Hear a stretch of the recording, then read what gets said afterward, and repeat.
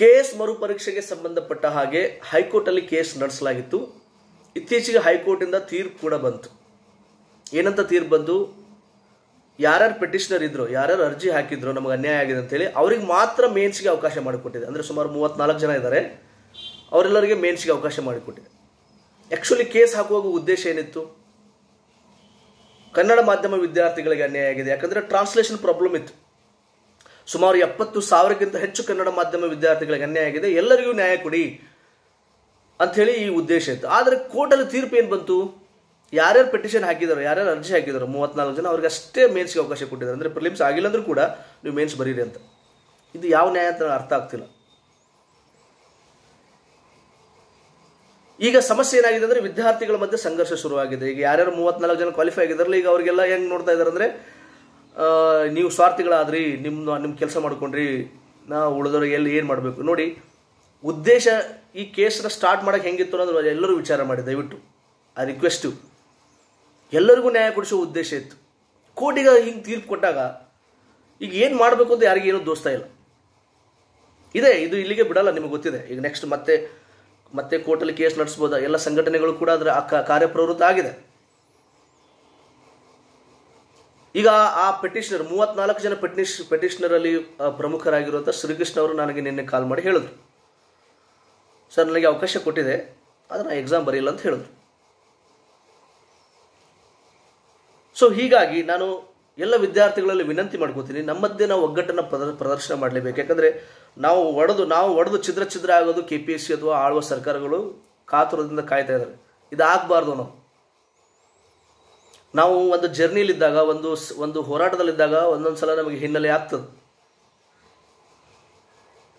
I appreciate, ಎಲ್ಲರಿಗೂ ನಾನು appreciate ಮಾಡ್ತೀನಿ ಯಾರು ಈಗ ರಸ್ತೆಗಳದ್ದು ಹೋರಾಟ ಮಾಡಿದ್ದಾರೆ. ಈಗ ನೀವು ಅಕ್ಸ ಸಂಘಟನೆಯಿಂದ ಇದು ಧಾರವಾಡದಿಂದ ಬೆಂಗಳೂರವರೆಗೂ ಪಾದಾರ್ಪಣೆ, ಇಂಥ ಬಿಸಿಲಲ್ಲಿ 42 ಡಿಗ್ರಿ ಸೆಲ್ಸಿಯಸ್ಸಲ್ಲಿ ಹ್ಯಾಟ್ಸಪ್.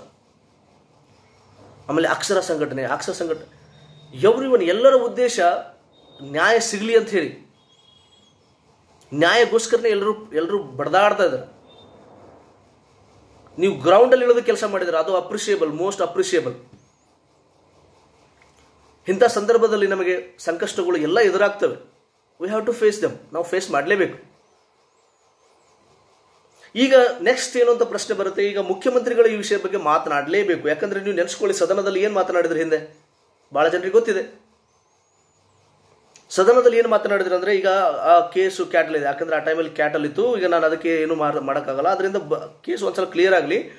ಒಂದು ವೇಳೆ ಕೇಸ್ ಕನ್ನಡ ಮಾಧ್ಯಮ ವಿದ್ಯಾರ್ಥಿಗಳ ವಿರೋಧವಾಗಿದ್ದರೂ ಕೂಡ ನಾನು ಅದಕ್ಕೆ ಇಂಟರ್ವ್ಯೂನಾಗಿ ನಾನು ಏನಾದರೂ ಒಂದು ಪರಿಹಾರ ಕಂಡುಕೋತೀನಿ ಅಂತ ಹೇಳಿದರು ಮುಖ್ಯಮಂತ್ರಿಗಳು. ಬಹುಶಃ ತಮಗೆಲ್ಲರಿಗೂ ಗೊತ್ತಿದೆ. ಆದರೆ ಈಗ ಯಾಕೆ ಮಾತನಾಡ್ತಾ ಇಲ್ಲ?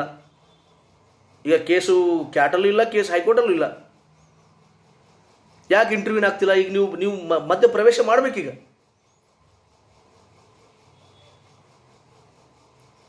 ನೀವೀಗ ಮುಖ್ಯಮಂತ್ರಿಗಳು ಸುಮ್ಮನೆ ಇದ್ರೆ ನೀವು ಇದಕ್ಕೆ ವಿರೋಧಿ, ಕನ್ನಡ ಮಾಧ್ಯಮ ವಿದ್ಯಾರ್ಥಿಗಳ ವಿರೋಧಿ ಅಂತ ಸ್ಪಷ್ಟವಾಗಿ ಗೊತ್ತಾಗುತ್ತೆ. ಅಟ್ಲೀಸ್ಟ್ ಹೇಳಿಬಿಡಿ, ಇಲ್ಲ ನಾವು ಮೇನ್ಸ್ ನಡೆಸ್ಬಿಡ್ತೀವಿ, ಕನ್ನಡ ಮಾಧ್ಯಮ ವಿದ್ಯಾರ್ಥಿಗಳಿಗೆ ಅನ್ಯಾಯ ನಮಗೆ ಸಂಬಂಧ ಇಲ್ಲ ಅಂತ ಹೇಳಿಬಿಡ್ರಿ. ಅದರ ಆಗಲಿ ಹೋಗಲಿ, ಇಲ್ಲಿಗೆ ಬಿಡಲ್ಲ ಅದು. ಮತ್ತೆ ನೆಕ್ಸ್ಟ್ ಈಗ ಮತ್ತೆ ಎಲ್ಲ ನಡೀತಾ ಇದೆ. ಈಗ ನೆಕ್ಸ್ಟ್ ಏನು ಸಂಘಟನೆ ಮಾಡ್ಬೋದು, ಏನು ಹೋರಾಟ ಮಾಡ್ಬೋದು, ನೆಕ್ಸ್ಟ್ ಏನು ಮತ್ತೆ ಕೇಸ್ ಪೆಟಿಷನರ್ಸ್ ನಂಬರ್ಸ್ ಜಾಸ್ತಿ ಮಾಡ್ಬೋದು.